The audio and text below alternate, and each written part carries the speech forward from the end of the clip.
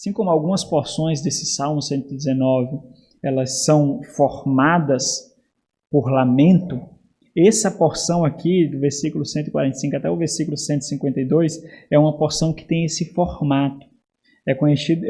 Esse gênero é conhecido como lamentação. Nós vemos uma oração, é um tipo de oração, mas é um tipo de oração configurada como um lamento bíblico. O que é um lamento bíblico? Apesar de vocês terem ouvido falar isso aqui inúmeras vezes, sem sombra de dúvidas, particularmente, é o gênero do Salmo que eu mais gosto de meditar, que eu me identifico mais, que eu aprendo mais, que eu anseio mais por aprender, é a lamentação. O orador, na lamentação, o orador ele manifesta a sua profunda vulnerabilidade diante de tudo que tem acontecido na vida dele. Ele se vê completamente impotente de fazer alguma coisa com as suas próprias forças. Não porque ele não tenta, mas é porque as suas tentativas são completamente em vão. À medida que a vida o açoita, evidentemente, sobre os chicotes que Deus tem em suas mãos, à medida que a vida o açoita e ele tenta se debater, se desvencilhar, quando ele tenta responder para que ele não sinta tanta dor, para que ele resolva problemas, para que ele traga soluções, para que ele salve a sua vida, para que ele encontre libertação. À medida que ele tenta fazer isso, ele vê como é em vão cada esforço, cada tentativa, cada ação, tudo se torna em vão. E à medida que isso acontece, as suas defesas elas vão caindo, elas vão sendo derribadas, elas vão sendo destruídas. E ele se vê de uma forma completamente impotente, porque por mais que ele tente fazer alguma coisa, nada parece o tirar do destino que toda aquela situação está levando ele a prever, que é a profunda dor, o profundo desespero, a profunda angústia, as bases que davam para ele algum tipo de sustentação, às vezes financeira, às vezes material, às vezes de pessoal, às vezes um teto, às vezes a saúde, todas essas bases que davam para ele um tipo de tranquilidade, um tipo de conforto, um tipo de paz, isso vai sendo removido, isso vai sendo retirado, porque é só assim que alguém consegue lamentar. É só assim que alguém se encontra vulnerável diante de Deus. E a lamentação, ela só acontece quando essas barreiras, esses muros, esse alicerce que nós construímos, segundo as nossas próprias forças, segundo a nossa própria inteligência, segundo a nossa própria sabedoria, tudo isso vai sendo removido, tudo isso vai sendo derribado. E naquele momento, quando isso acontece, quando ele tenta e tudo se mostra em vão, naquele instante, quando isso acontece, ele encontra-se diante de Deus completamente despido de toda presunção, de toda suficiência, de toda moralidade própria, de toda justiça própria, de toda dignidade própria, qualquer tipo de concepção elevada de si mesmo, até mesmo no que diz respeito à sua beleza, até mesmo no que diz respeito à sua vestimenta, qualquer tipo de concepção elevada, superior, com uma adição a mais sobre si mesmo, tudo isso é derribado, tudo isso é destruído. E ele se encontra nu diante da sua moralidade, nu da sua moralidade diante de Deus. Por que isso, meus irmãos? Isso porque todo o cenário de perseguição, de injúria, de difamação, de sofrimento, de agonia, de dor, de privação, tudo isso preparou o terreno do seu coração para a mais profunda experiência de um relacionamento sincero com Deus. Tudo isso do qual nós corremos foram agentes de Deus, instrumentos de Deus para nos ensinar algo. É isso que acontece com os autores bíblicos. E isso se chama lamento. Naquele momento, quando nós nos encontramos nessa situação, que situação? Completamente convicto, não porque você não tentou, mas porque você tentou e não deu em nada, completamente convicto de que você não é nada, de que você não tem valor algum por si mesmo, de que você não tem nada de suficiência, de que em si mesmo você não tem nenhuma dignidade. Tudo é removido de você.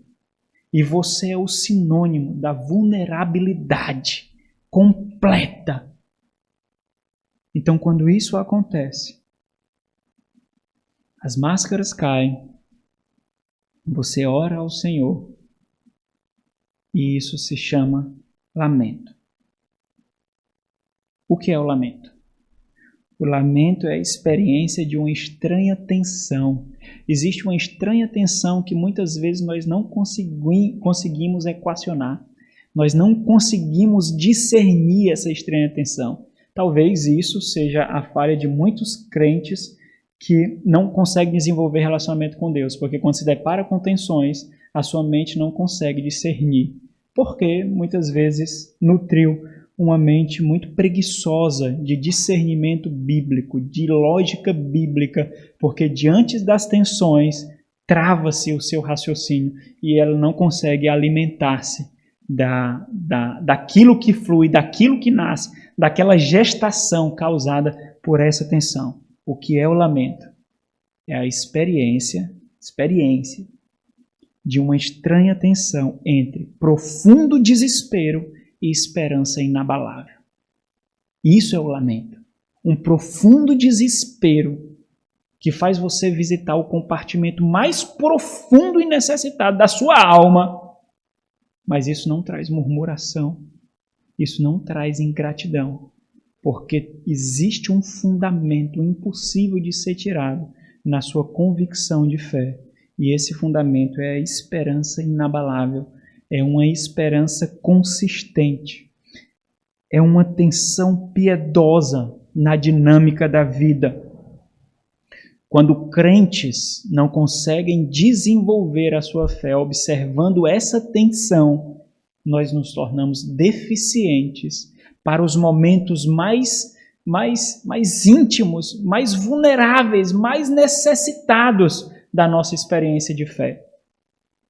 Nós nos tornamos bebês em aspectos da nossa fé que só serão demonstrados em situações especiais, não no dia a dia, porque esse é um aspecto muito especial. Nós se tornamos bebês nesse instante, nesse aspecto, porque nós não conseguimos desenvolver na dinâmica da fé essa tensão piedosa. E, infelizmente, isso, como eu mencionei, é muito mal compreendido. E aí, por isso, por ser mal compreendido, é extremamente mal experimentado. Quando essas barreiras são removidas, quando essas estruturas são derribadas, quando os mecanismos de segurança que nós temos são removidos de nós, quando isso acontece, nós, por não saber desenvolver esse tipo de experiência, nós vamos ao desespero sem esperança, nós vamos à murmuração, nós começamos a praguejar, nós começamos a condenar as pessoas ao nosso redor, nós começamos a culpar as pessoas que, segundo a nossa percepção, deveriam nos ajudar, deveriam nos oferecer socorro, deveriam nos oferecer proteção, e nós tentamos nos debater para não sermos levados para aquele canto necessário para nós desenvolvermos a nossa experiência com Deus. Nós culpamos, nós apontamos, nós causamos injúria, nós difamamos, nós ferimos a muitos. E quando isso acontece, meus irmãos, não entra aqui a percepção de que você é injustiçado ou não. Não cabe nessa equação, não cabe o raciocínio de que a culpa não foi sua, de que o erro não foi seu, de que isso foi resultado da injustiça de outros. Não cabe aqui. Você vai ser levado para aquele canto, quer você queira ou não, porque é o Senhor que está fazendo isso. Então não cabe isso. Basta você olhar para os salmos. Quantas vezes eles foram injustiçados, salmistas aqui? Esse não é o ponto, não. Você precisa ser despido disso, porque isso é uma sensação de autossuficiência que você tem, que não permite que você seja atingido para levar para aquele canto da oração necessária. Então não cabe aqui.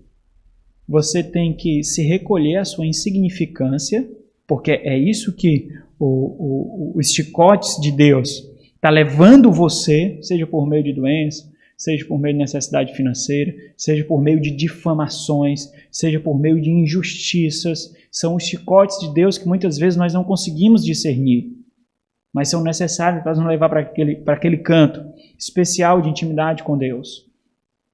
Com alguns se revelam de uma forma, com outros se revelam de outra forma, dentro da particularidade da experiência de fé com Deus de cada um. Mas o ponto é, nós precisamos ser levados para aquele canto. Nesse momento, nós só precisamos ficar em silêncio. Somente isso.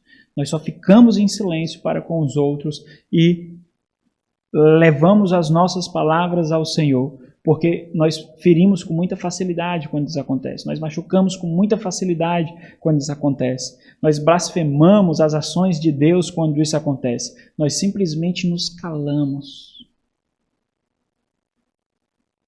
E vamos para aquele canto que o Senhor quer nos levar. Até chegar lá nós ficaremos com raiva, às vezes até de Deus. Até lá nós ficaremos com a alma tremendo dentro de nós, por mais que nós façamos um esforço absurdo para não externalizar isso. Mas nós caminhamos para esse lugar.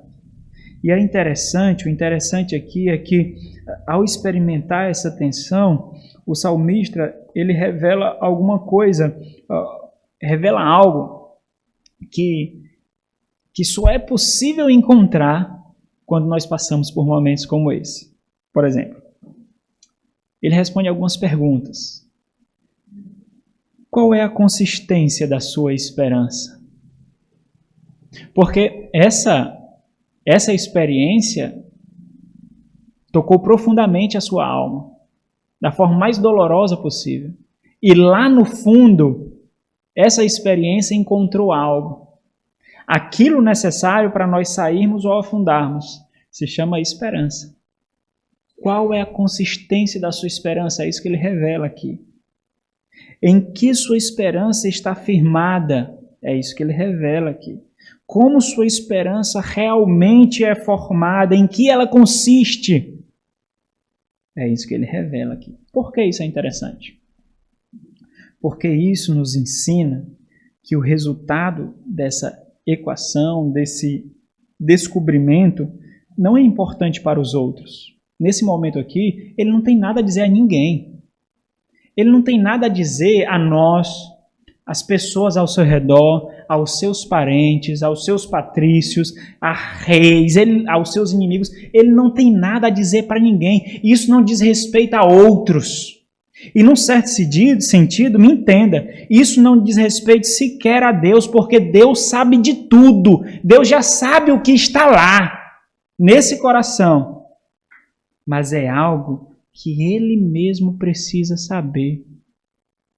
Ele precisa se deparar com o fundamento e a consistência ou falta dela da sua esperança, da sua fé, daquilo que o sustenta, daquilo que fornece sustentáculos para a sua fé, para a sua experiência com Deus. Ele precisa saber disso. Isso porque nós aprendemos com muita facilidade construir e viver a nossa fé sob falsas afirmações, sob falsas crenças. E nós construímos, que nem aquelas casas que não são projetadas, começa com um quartinho, aí vai construindo um vão, e bota mais equipamento eletrônico na rede, constrói outro vão, e bota mais equipamento eletrônico na rede, e constrói em cima, e bota mais equipamento eletrônico, e depois constrói lá em cima de novo, aí faz uma laje, e de repente cai. Mas antes de cair, você conseguiu fazer muita coisa. Antes de cair, você viveu muito tempo naquela casa. Mas quando caiu, trouxe a morte. Vidas foram ceifadas ali. Tudo que você construiu, com as férias recebidas, com bônus recebido, com hora extras recebido, com 13º recebido, você foi construindo, se privando de entretenimento, se privando de momentos com a sua família, você foi construindo durante toda uma vida. E de repente, aquilo caiu. Por quê? Porque não foi projetado.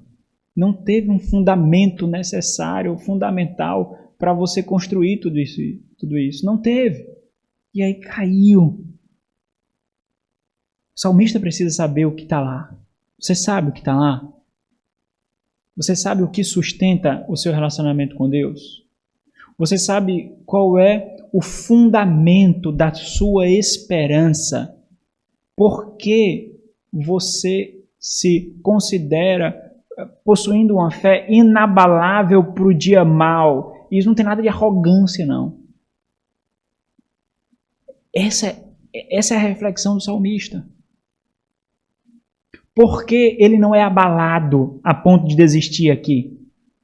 Por quê? Por que ele não joga a toalha? Por que ele não morre? Por que ele não amaldiçoa a Deus? Por que ele não desiste da sua fé e vai se relacionar impiamente com os perversos? Por quê? Porque ou agora, ou antes ele já sabia, mas ele sabe o que está lá. Ele sabe em que consiste a sua esperança, a sua fé, a sua convicção. E a experiência do lamento nos ajuda a conhecermos a nós mesmos. Nós estamos completamente despidos. Nós estamos completamente nus diante de Deus. Simplesmente e necessariamente porque o lamento ele só é fomentado no desconforto. Não existe lamento em conforto.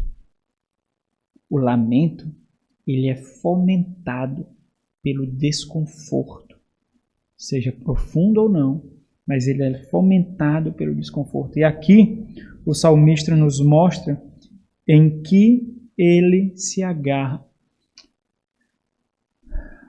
para manter a sua esperança, ou em que se agarra o seu coração nesse momento de desconforto, de agonia, de sofrimento, de perseguição, de injúria, de necessidade, de privação. Em que se agarra o seu coração? Nós temos algumas estacas fincadas na construção da nossa fé, irmãos.